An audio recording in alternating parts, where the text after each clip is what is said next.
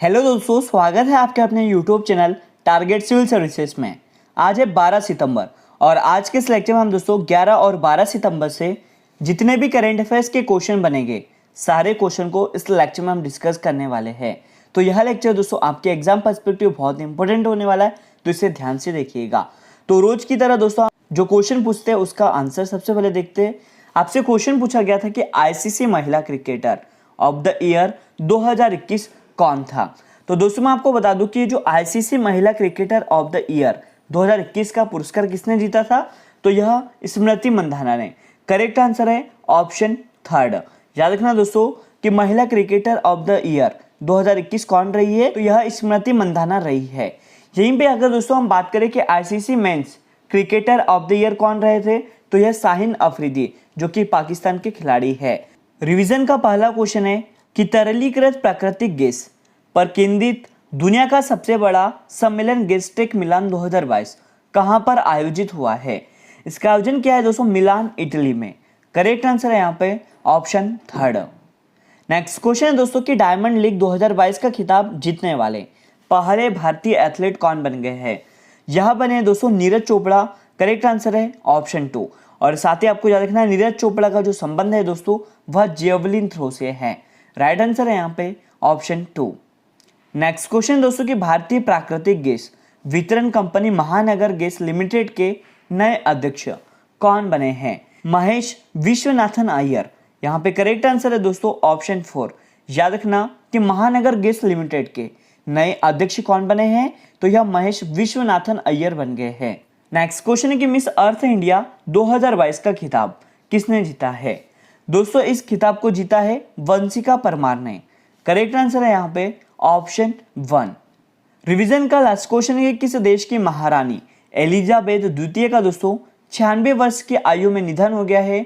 यह किस देश की थी, तो इनका संबंध है दोस्तों ब्रिटेन से। याद रखना एलिजाबेथ द्वितीय का दोस्तों 96 वर्ष की आयु में निधन हो गया था और यह ब्रिटेन की महारानी है। करेक्ट आंसर है दोस्तों ऑप्शन टू। और अब चलते हैं आज के करंट अफेयर्स की ओर। और अब दोस्तों हम शुरुआत करते हैं आज के करंट अफेयर्स की।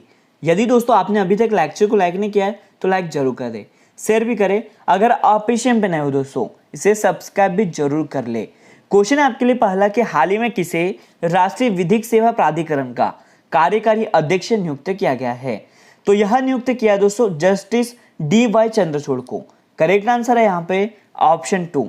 और आप देख सकते हो दोस्तों ये है जस्टिस DY चंद्रचूड़ जिन्हें राष्ट्रीय विधिक सेवा प्राधिकरण का कार्यकारी अध्यक्ष नियुक्त किया है। दोस्तों मैं आपको बता दूं कि सुप्रीम कोर्ट के सीनियर मोस्ट जज जस्टिस DY चंद्रचूड़ राष्ट्रीय विधिक सेवा प्राधिकरण नालसा के 31वें कार्यकारी अध्यक्ष नियुक्त किए गए हैं।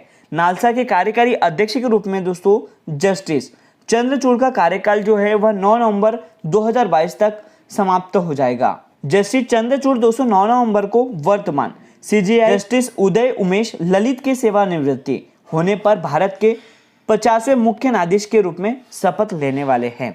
यहाँ पे हम दोस्तों बात कर रहे हैं नालसा मतलब नेशनल लीगल सर्विस अथॉरिटी की, जिसकी स्थापना 9 नवंबर 1995 को की गई थी और इसका मुख्यालय नई दिल्ली में स्थित है। और साथ ही आपको नालसा का जो आदर्श वाक्य है वह क्या है, तो दोस्तों सभी के लिए न्याय तक पहुंच, यह इसका आदर्श वाक्य है। तो याद क्या रखना आपको कि जस्टिस DY चंद्रचूड़ को दोस्तों राष्ट्रीय विधिक सेवा प्राधिकरण का कार्यकारी अध्यक्ष के रूप में नियुक्त किया है। करेक्ट आंसर है दोस्तों ऑप्शन टू।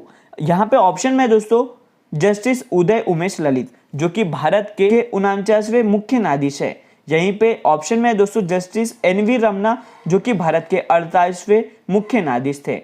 याद रखना 48वें कौन थे, जस्टिस NV रमना, और 49वें दोस्तों जस्टिस उदय उमेश ललित, और 50वें कौन बन जाएंगे, तो यह जस्टिस DY चंद्रचूड़ बनने वाले हैं। और अब चलते हैं नेक्स्ट क्वेश्चन की ओर। और आपके लिए अगला क्वेश्चन है दोस्तों कि देश के किस राज्य में भारत का सबसे बड़ा रबर डैम बनाया है। तो दोस्तों मैं आपको बता दूं कि बिहार राज्य में देश का सबसे बड़ा रबर डैम बनाया गया है। करेक्ट आंसर है ऑप्शन थर्ड। तो मोक्ष की जो भूमि है दोस्तों गया में देश का सबसे बड़ा रबर डैम बनकर तैयार हो गया है। बिहार के मुख्यमंत्री नीतीश कुमार ने फल्गु नदी पर बने इस रबर डैम का दोस्तों उद्घाटन कर दिया है।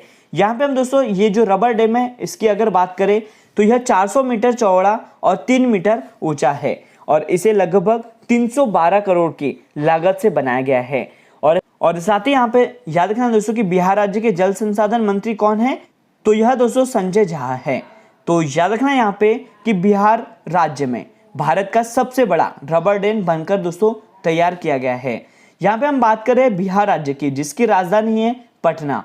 बिहार के मुख्यमंत्री दोस्तों नीतीश कुमार है और बिहार के राज्यपाल कौन है, तो यह फागू चौहान है। करेक्ट आंसर है यहाँ पे ऑप्शन थर्ड। और अब चलते हैं नेक्स्ट क्वेश्चन की ओर। आपके लिए अगला क्वेश्चन दोस्तों कि हाल ही में राजपथ का जो नया नाम है वह क्या कर दिया गया है। तो दोस्तों राजपथ का जो नया नाम है वह कर्तव्य पथ कर दिया है। करेक्ट आंसर है ऑप्शन 2। तो हाल ही में दोस्तों केंद्र सरकार ने जो राजपथ है इसका नया नाम अब क्या कर दिया है, तो याद रखना कर्तव्य पथ कर दिया है। यहाँ पे हम बात करें दोस्तों कि ब्रिटिश शासन में इस सड़क का जो नाम है वह किंग्स वे हुआ करता था, लेकिन आजादी के बाद इसका नाम बदलकर राजपथ कर दिया था, जो कि किंग्स वे का ही हिंदी अनुवाद था। मैं आपको बता दूं दोस्तों अब इसका जो नया नाम है वह बदलकर कर्तव्य पथ कर दिया है।